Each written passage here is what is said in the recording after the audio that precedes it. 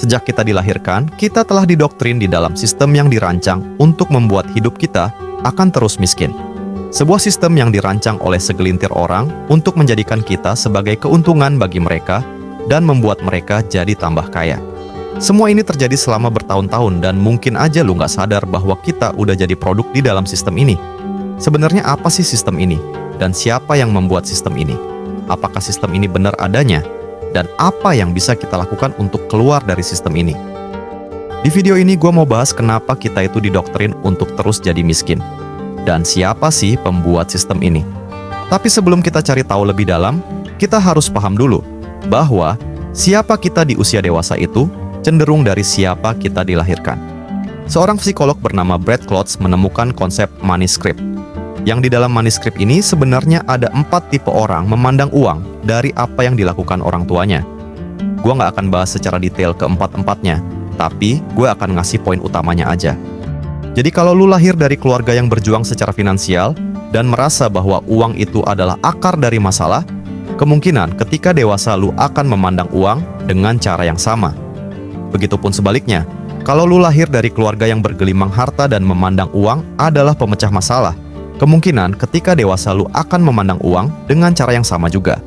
Karena pola asuh lu di usia 7 tahun pertama lahir, itu kemungkinan menentukan siapa lu ketika dewasa, atau ini disebut dengan area theta.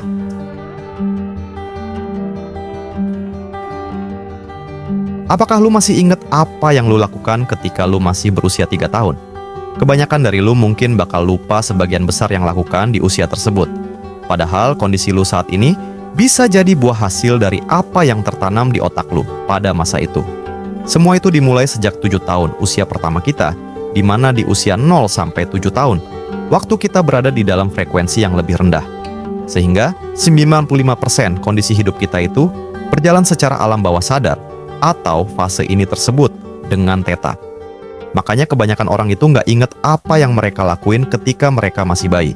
Di kondisi theta ini mirip ketika lu bermimpi, yang mana sebagian besar hidup lu itu dijalanin sama imajinasi alam bawah sadar. Nah mungkin lu nggak akan inget apa yang terjadi di kondisi theta ini, tapi itu semua melekat secara nggak sadar ke imajinasi alam bawah sadar lu, dan ini akan terbawa sampai lu dewasa. Nah makanya banyak orang tuh lupa sama apa yang mereka lakuin di fase theta ini. Dan dalam keadaan pikiran inilah otak kita tuh sangat mudah untuk dibentuk dan sangat rentan juga untuk pemrograman.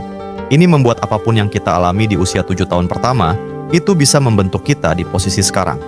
Nah makanya ketika seorang anak itu terbiasa mendengar orang tuanya berjuang secara finansial atau berantem karena masalah uang, kemungkinan ini akan tertanam di mindset si anak ketika dewasa nanti bahwa uang itu adalah akar dari permasalahan. Begitupun sebaliknya, ketika si anak dari lahir udah terpenuhi secara finansial, kemungkinan itu akan tertanam di mindset si anak bahwa uang itu adalah alat penyelesaian masalah. Sebenarnya doktrin-doktrin di fase theta ini nggak muncul dari orang tua lu doang, tapi bisa jadi dari film kartun yang lu tonton atau lingkungan sekitar lu di masa kecil.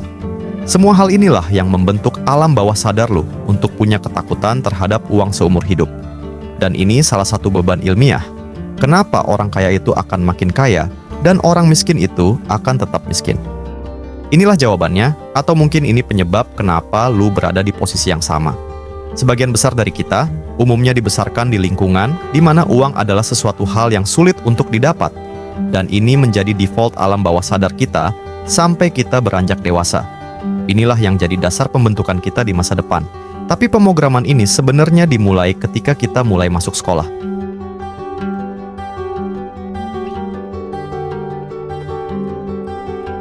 Sistem sekolah yang akan gue bahas di sini adalah sejarah dari sistem sekolah secara global.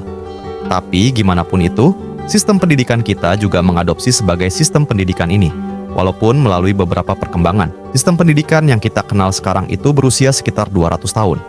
Sebelum sistem edukasi yang sekarang, sistem pendidikan formal itu dulunya sangat mahal dan cuma diperuntukkan untuk para kaum elit. Awalnya sekolah negeri itu, khususnya di Amerika, itu bukan fokus pada nilai akademis, tapi fokus ke nilai-nilai keagamaan, kebajikan, dan kekeluargaan. Tapi ketika revolusi industri dimulai, permintaan pekerja itu meningkat dengan cepat. Ada satu tokoh yang jadi dalang di balik perubahan awal sistem pendidikan formal yang kita kenal sampai sekarang, yaitu Frederick the Great. Frederick ini adalah seorang raja Prusia, sekaligus pendiri sistem pendidikan Prusia di tahun 1800-an. Awalnya, sistem sekolah yang dibuat Frederick ini tujuannya untuk membangun kelas pekerja yang patuh dan produktif, dengan cara menciptakan sistem pendidikan yang menghasilkan pekerja pabrik yang kompeten dan bukan pemikir yang bebas. Sampai akhirnya, sistem ini dikembangkan untuk mengendalikan populasi daerah yang diserang tentara Prusia saat itu. Dan guru-guru Prusia saat itu sebenarnya adalah pekerja militer dan tugasnya adalah mencuci otak dengan nilai-nilai budaya Jerman. Sistem pendidikan ini makin berkembang semenjak perusahaan-perusahaan besar itu mulai berkembang juga, karena bagaimanapun mereka butuh lebih banyak pekerja secara cepat. Sistem pendidikan ini juga kemudian didukung salah satu elit ternama, yaitu John D. Rockefeller, yang tentunya dia juga butuh lebih banyak karyawan untuk bisnisnya. Dia ini menciptakan The General Education Board serta menyumbang 129 juta dolar Amerika pada saat itu. Dan dewan yang dibangun ini juga mendanai pengembangan semua sekolah negeri yang ada di Amerika. Sampai pada tahun 1918, semua anak-anak di Amerika itu diwajibkan untuk pergi ke sekolah mempelajari kurikulum yang diatur undang-undang. Jadi tujuan awal dari sistem pendidikan ini adalah melahirkan pekerja yang kompeten dan patuh. Cuma seiring perkembangan zaman, sistem pendidikan mengalami beberapa perubahan. Tapi nilai-nilai sistem sekolah Prusia ini tetap masih ada. Jadi sistem sekolah Prusia ini punya beberapa karakteristik. Pertama, kurikulum yang ketat dan standar. Kedua, fokus pembelajaran akademik.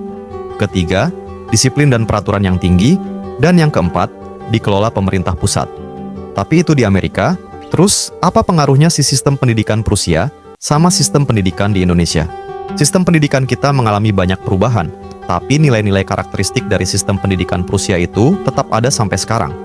Karena kalau lu lihat keempat karakteristik sistem pendidikan Prusia, itu tetap masih ada sampai sekarang. Dan gua akan jelasin kenapa ini bisa membuat kita jadi miskin secara finansial.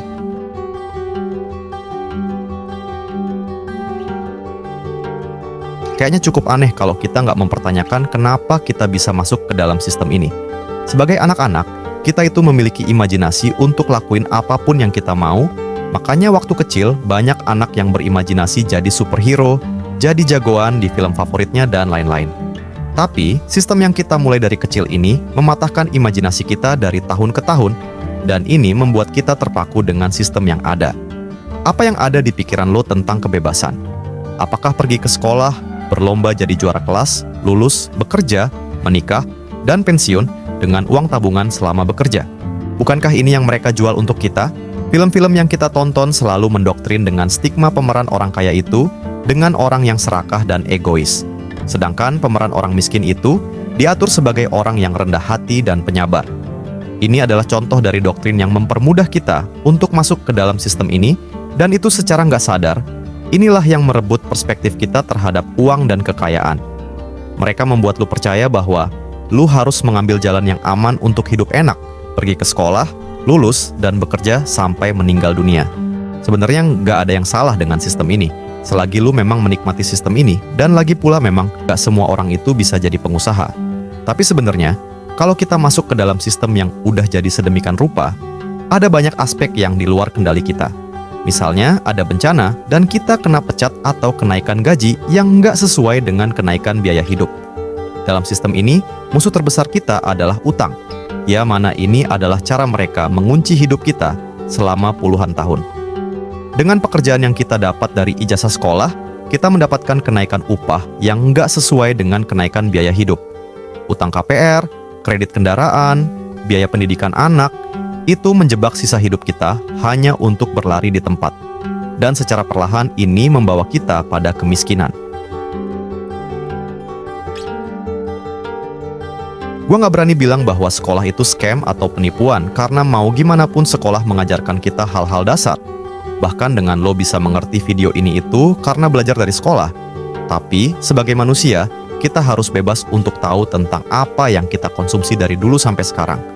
Walaupun sistem pendidikan ini membuat kita berpikir secara mediocre dan otak kita udah ke brainwash dengan sistem yang ada. Tapi masih ada langkah yang bisa kita lakukan untuk membebaskan diri dari sistem yang menguntungkan segelintir pihak ini.